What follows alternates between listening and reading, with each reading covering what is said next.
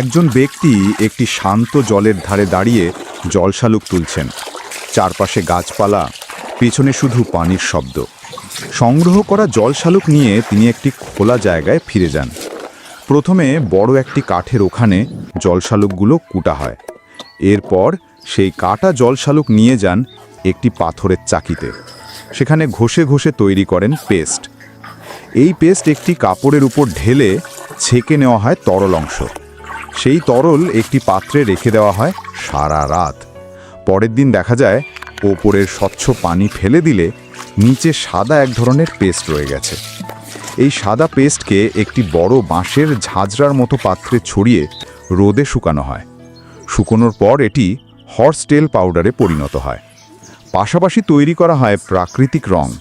রুজ গাছ, butterfly P full সহ নানা গাছপালা থেকে রস বের করে তৈরি করা হয় সবুজ, নীল, লাল, হলুদ ইত্যাদি রঙিন তরল। এরপর শুকনো হর্স টেল পাউডার নারকেল দুধের সঙ্গে মিশিয়ে রান্না করা হয়। এতে তৈরি হয় এক ধরনের সাদা স্লারি। এই স্লারিকে 4 ভাগ করে প্রতিটি ভাগে আলাদা আলাদা রং মেশানো হয়। একটি কাঠের ছাঁচে প্রথমে সাদা মিশ্রণ ঢেলে 3 মিনিট স্টিম করা হয়। এরপর একে একে প্রতিটি রঙিন স্তর সেইভাবে ঢেলে স্টিম করা হয়। প্রতিটি স্তর আলাদা করে রান্না হয়। সবশেষে আবার একটি সাদা স্তর ঢেলে পুরো কেকটি তৈরি করা হয়।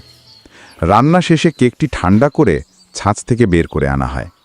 এরপর সেটিকে আগে বড় করে পরে ছোট ছোট স্কোয়ারে কেটে পরিবেশনযোগ্য করা হয়। সবশেষে তৈরি হওয়া 1000 স্তরের ঘোড়ার খুর কেক একজন ব্যক্তি পরিবেশনার জন্য নিয়ে যান। এমন ভিডিও আরও দেখতে চাইলে লাইক দিন, সাবস্ক্রাইব করুন আমাদের চ্যানেল।